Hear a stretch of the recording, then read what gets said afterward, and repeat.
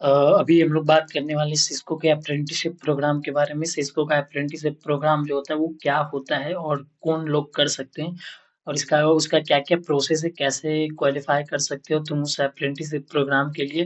तो सबसे पहले मैं बता दूं कि जो सिस्को का अप्रेंटिसशिप प्रोग्राम है ये एक तरह का ट्रेनिंग प्रोग्राम है जिसमें फ्रेशर या स्टूडेंट्स को रियल इंडस्ट्री इन्वायरमेंट में नेटवर्किंग, आईटी, साइबर सिक्योरिटी और टेक्निकल सपोर्ट एक्सपीरियंस दिया जाता है। ठीक है। वो अप्रेंटिसशिप प्रोग्राम में बहुत तरह के डेजिग्नेशन पोस्ट निकलते हैं कि आप इस पोस्ट के लिए अप्रेंटिसशिप अप्लाई कर सकते हैं। जैसे सॉफ्टवेयर इंजीनियरिंग का, technical support, technical technical consulting, बहुत तरह का निकलता है। ठीक है। तो उस हिसाब से जो लोग जिस चीज में इंटरेस्टेड है वो उस अप्रेंटिसशिप के लिए अप्लाई कर सकते हैं। अब अप्लाई कौन कौन कर सकते हैं मैं ये भी बता देता हूँ। देखो, सबसे पहले अप्लाई कर सकते हैं बीटेक, जितने भी बीटेक स्टूडेंट है, C S C, I T, C, triple E, double E, ये सब। मैकेनिकल इन लोगों का, मैकेनिकल या फिर सिविल इन लोगों के लिए नहीं होता है। माइट भी कभी किसी भी तरह का दूसरे कंपनी में निकलता अप्रेंटिसशिप, लेकिन सिस्को में नहीं होता क्योंकि ये एक तरह की नेटवर्किंग कंपनी है। तो नेटवर्किंग कंपनी में सिर्फ C S C, I T, C, triple E, ये सब बच्चे जा सकते हैं। ठीक है। उसके बाद जो बच्चे बी सी ए, एम सी ए कर चुके हैं वो लोग कर सकते हैं। एंड देन उसके बाद जो भी डिप्लोमा स्टूडेंट्स हैं अप्रेंटिसशिप, वो भी अप्लाई कर सकते हैं अप्रेंटिसशिप के लिए। या फिर रिसेंट ग्रेजुएट जो 2025 2026 में ग्रेजुएट हुए हैं वो लोग कर सकते हैं। और या फिर किसी भी तरह का एक अलग से एडिशनल कोर्स अगर किए हों, जैसे लाइक नेटवर्किंग से रिलेटेड किसी भी तरह का कोर्स, सीसीएन, सीसीएनपी, ये सब अगर कोर्स किए हुए हैं तो वो लोग भी अप्लाई कर सकते हैं। क्योंकि देखो, अगर उस चीज में तुम इंटरेस्टेड हो तभी तुम उस फील्ड में जा सकते हो, अदरवाइज फील्ड जाने का कोई फायदा नहीं होता। ठीक है। तो इतने सारे बच्चे जा सकते हैं। अब मैं तुम्हें ये बता दूं कि जाने का प्रोसेस क्या होता है। सबसे पहले आपको सिस्को के करियर साइट पे जाना होगा। मैं अभी आपको इसमें इस वीडियो में कुछ आपको दिख नहीं रहा होगा। ठीक है। ये बस एक सीसीएनए का कंप्यूटर का एक सिंपल सा कॉन्फ़िगरेशन है, तो बस यही थंबनेल वीडियो में दिख रहा होगा, लेकिन जो मैं बोल रहा हूँ बस उसे ध्यान से सुनना। ठीक है। आपको सबसे पहले सिस्को के करियर साइट पे जाना है। ठीक है। सिस्को के करियर साइट पे जाने के बाद वहां पे आपको अप्रेंटिसशिप प्रोग्राम का लिस्ट दिखेगा। ठीक है। हर साल जून जुलाई के टाइम में आता है, क्योंकि अप्रेंटिसशिप का जो ट्रेनिंग स्टार्ट होने वाला होता है वो हर साल के सितंबर से लेके नेक्स्ट ईयर के सितंबर महीने तक वो कंप्लीट हो जाता है, सितंबर अक्टूबर तक। ठीक है। पूरे एक साल 12 मंथ का ये अप्रेंटिसशिप प्रोग्राम होता है। ठीक। तो आप सिस्को के जैसे ही सिस्को के करियर साइट पे जाओगे तो आपको दिख जाएगा वहां पे। ठीक है। कि कैसे कैसे होते हैं, जैसे कि मैं भी चाहूँ तो जाके दिखा सकता हूँ। सॉरी, ठीक है, तो बस आप सुनिए। ठीक है। सिस्को के करियर साइट पे जाइएगा, वहां पे आपको अप्रेंटिसशिप प्रोग्राम का वो लिस्ट मिल जाएगा, कौन कौन से बैचेस अवेलेबल है, कौन कौन सा डेजिग्नेशन के लिए अप्रेंटिसशिप अभी निकल चुका है। तो आप जाके वो चीज़ों के लिए अप्लाई कर सकते हैं। ठीक है। उसके बाद आपको क्या-क्या पढ़ना होगा, क्या-क्या उसमें पूछ सकता है। ठीक है। तो मैं वो बता सकता हूँ आप लोगों को। देखो, सबसे पहले आप इसको अप्रेंटिसशिप अप्लाई करोगे। हाँ, एक और खास बात कि आपका नेट्स, जो नेशनल अप्रेंटिसशिप ट्रेनिंग प्रोग्राम होता है, एनएटीएस, ठीक है, उस पे आपका आईडी ज़रूर से ज़रूर बना होना चाहिए, तभी आप ये अप्रेंटिसशिप कर सकते हैं। और ये अप्रेंटिसशिप सिर्फ वही बच्चे कर सकते हैं जो पहले कभी जॉब नहीं किए हों या सिस्को के साथ किसी भी तरह का काम पहले से नहीं कर चुके हैं। तो ये सिर्फ वही बच्चे अप्रेंटिसशिप अप्लाई कर सकते हैं।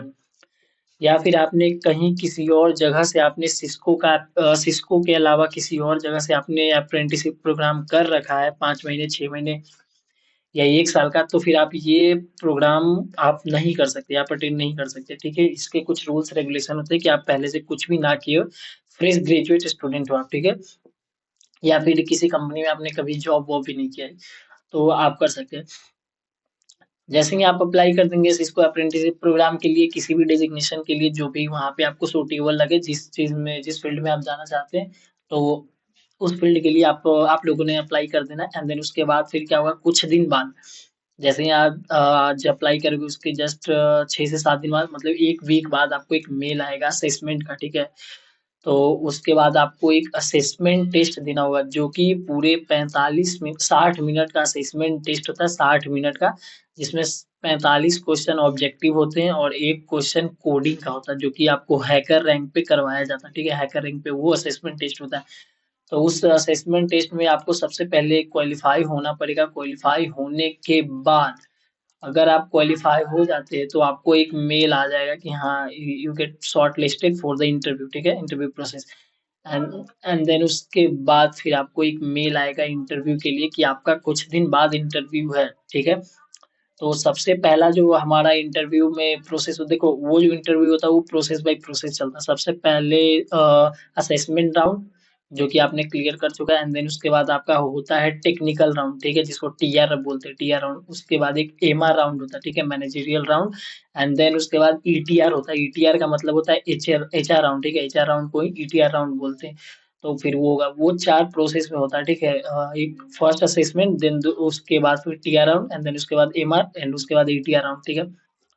तो जब भी आप फॉर्म भरेंगे तो उस समय आपको एक चीज जो है वो उसको खास ध्यान रखना है कि जब वहां पे आप अपना फ्रेश रिज्यूमे जब आप अपलोड करते हैं तो उस रिज्यूमे में जो कुछ भी मेंशन होगा, ध्यान रहे कि आप उस रिज्यूमे में बस उतना ही मेंशन करें जितना कि आप बोल पाए, जितने सवालों का आप जवाब दे पाए। अभी मान लो कि मैंने सीसीए नहीं किया था, मैं भी उसमें अप्लाई किया था, ठीक है, अप्रेंटिस में मेरा भी हो गया था, लेकिन लास्ट मोमेंट पे क्या हुआ वो मैं तुम्हें बताऊंगा। तो देखो, रेज्यूमे में बस उतना ही चीज मेंशन करना, मेरा डिपार्टमेंट आईटी से था, ठीक है, मैंने सीसीए ने कंप्लीट कर रखा था, तो मेरा नेटवर्किंग का डिपार्टमेंट था। तो मैंने अपने रिज्यूमे में पूरा नेटवर्किंग के बारे में भर रखा था, ठीक है, वीलैन डीएचसीपी टीसीपी वैसा ये सब कि क्या होता है, कैसे वर्क करता है, ठीक है, तो ये सब मैंने अपने रिज्यूमे में भर रखा था। तो जैसे ही मेरा टीआर राउंड स्टार्ट हुआ तो मेरा क्या सभी लोगों का सेम ही होगा, ठीक है, तो मैं बस बता देता हूँ इन्फॉर्मेशन के लिए, ठीक है। तो जैसे ही टीआर राउंड स्टार्ट होगा वहां से आपको वहां पे सबसे पहले आपका इंटरव्यू लिया, सॉरी, वहां पे सबसे पहले आपका इंट्रो लिया जाएगा, दिन, ठीक है। आप एक शॉर्ट इंट्रो अपना दे देते हैं, ठीक है। शॉर्ट इंट्रो में आपको इतना बोल सकते हैं, आप अपना नाम बोल सकते हैं, लास्ट ईयर आपने कहाँ से पास आउट हुआ, कौन से ब्रांच से, आप वो बोल सकते हैं। एंड देन उसके बाद लास्ट ईयर में आपने क्या प्रोजेक्ट बनाया उसको बोल सकते हैं। बस इससे ज़्यादा कुछ बोलने की ज़रूरत नहीं है। उसके बाद अगर आपने किसी भी तरह का एडिशनल कोर्स कर रखा है तो उस कोर्स को आप मेंशन कर सकते हैं, otherwise no need to mention anything, ठीक है। उसके बाद जैसे ही आपका इंट्रो कंप्लीट हो जाता है उसके बाद जो सामने वाला इंटरव्यूअर होता है वो आपके रिज्यूमे को चेक करेगा, और उस रिज्यूमे में जितना कुछ भी आपने मेंशन कर रखा है उनके पास बहुत टाइम होता है, जितना कुछ भी आपने मेंशन कर रखा सब कुछ वो पूछ देंगे, ठीक है। मैंने मेंशन कर रखा था वीलैन डीएचसीपी ओएसआई, फिर और फिर बहुत सारा था, बेसिक लिनक्स था, साइबर सिक्योरिटी फंडामेंटल था, राउटिंग स्विचिंग आईपी एड्रेस ईसीएनए सब कुछ मैंने मेंशन कर रखा था। मेरे से एक एक चीज उसने पूछ डाला, ठीक है। लगभग जो मेरा इंटरव्यू था वो 1 घंटे का इंटरव्यू चला था। तो उनके पास बहुत टाइम होता है, तो लगभग 1 घंटे का इंटरव्यू नॉर्मली आपका चल सकता है, कोई बड़ी बात नहीं है। तो उसमें आपसे सब कुछ पूछ देंगे। हाँ, ये भी ध्यान रखना कि जो आपने अपनी इंजीनियरिंग में या फिर बीसीएम से आपने जो भी कर रखा है, तो लास्ट ईयर में आपने जो कुछ भी प्रोजेक्ट बनाया उस प्रोजेक्ट को आपने डिटेल में एकदम डिटेल में ब्रीफली पढ़ लेना है कि आपने क्या क्या कंपोनेंट यूज किए, कौन कौन से कंपोनेंट यूज किए, कैसे बनाए, बनाते टाइम क्या परेशानी आई, क्या परेशानी नहीं आई, तो ये सब टीआर राउंड में पूछ सकते हैं। उसे बनाने का मेन पर्पस क्या था ये भी पूछ सकते हैं। उसे बनाने का आइडिया आपको कहाँ से आया, आपने क्यों सोचा कि मुझे यही बनाना है, तो वो सब कुछ का जवाब आपके पास होना चाहिए। तो ठीक है, टीआर राउंड में इतना सब कुछ पूछ लेंगे। नॉर्मली सब कुछ एकदम स्मूथ होना चाहिए, सब कुछ स्मूथ ही जाता है जिसका टीआर एकदम स्ट्रांग होता है। जैसे मेरा मतलब ओके ओके ओके था, ठीक है, मेरा टीआर ठीक था, तो मेरा मैं टीआर में क्वालिफाई हो चुका था। तो टीआर में सब कुछ आपसे पूछ देंगे, एंड देन उसके बाद फिर आपको 20-25 मिनट या 1 घंटे बाद आपको एक मैसेज आएगा, ठीक है, कि you got short listed for the MR round, ठीक है। तो आप एमआर राउंड के लिए एलिजिबल हो जाते हैं। टीआर में वैसे बता देते हैं लास्ट में जो इंटरव्यूअर होते हैं कि हाँ आपका काफी अच्छा गया है, तो आप एमआर के लिए शॉर्ट लिस्टेड हो चुके हो। तो फिर आपको एक मैसेज आएगा, तो फिर वहां पे आपको एमआर राउंड में बुलाया जाएगा। एमआर राउंड में आपसे सिर्फ पूछेंगे सिनेरियो बेस्ड क्वेश्चन, मतलब टीआर और एचआर का मिक्सअप होता है, लेकिन टीआर से ज्यादा कुछ नहीं पूछते, ठीक है। जब मैं गया था तो वहाँ पे उस उन्होंने बोला था कि टीआर राउंड में टीआर आपने कंप्लीट कर चुका है, मतलब आपने टीआर क्वालिफाई कर चुका है, तो मुझे किसी भी तरह का टीआर टेक्निकल से रिलेटेड एक्स्ट्रा क्वेश्चन पूछने की आवश्यकता नहीं है, क्योंकि आपने ऑलरेडी क्वालिफाई कर चुका है। तो वहाँ पे सिर्फ ज्यादातर सिनेरियो बेस्ड क्वेश्चन पूछे जाते हैं, ठीक है। तो उस चीज के लिए आपने रेडी रहना है कि सिनेरियो बेस्ड में वो आपको फंसा भी सकते हैं, ठीक है। तो उस हिसाब से आपको देखना है कि आप क्या बोल सकते हो क्या नहीं बोल सकते हो। तो मैं कुछ कुछ क्वेश्चन में आपको बता सकता हूँ कि सिनेरियो बेस्ड में जैसे कि क्या क्या पूछ सकते हैं। सिनेरियो बेस्ड क्वेश्चन में आपसे ये पूछ सकते हैं कि जब आपने लास्ट ईयर प्रोजेक्ट बनाया तो क्या आपके जो टीममेट्स थे, जितने भी टीममेट्स थे, जो लोगों ने मिलके वो प्रोजेक्ट बनाया, तो वो टीममेट्स में कभी किसी प्रकार का झगड़ा हुआ, किसी प्रकार का कोई प्रॉब्लम क्रिएट हुआ बनाते टाइम? तो आपको इस चीज़ के लिए रेडी रहना है कि हुआ है या नहीं।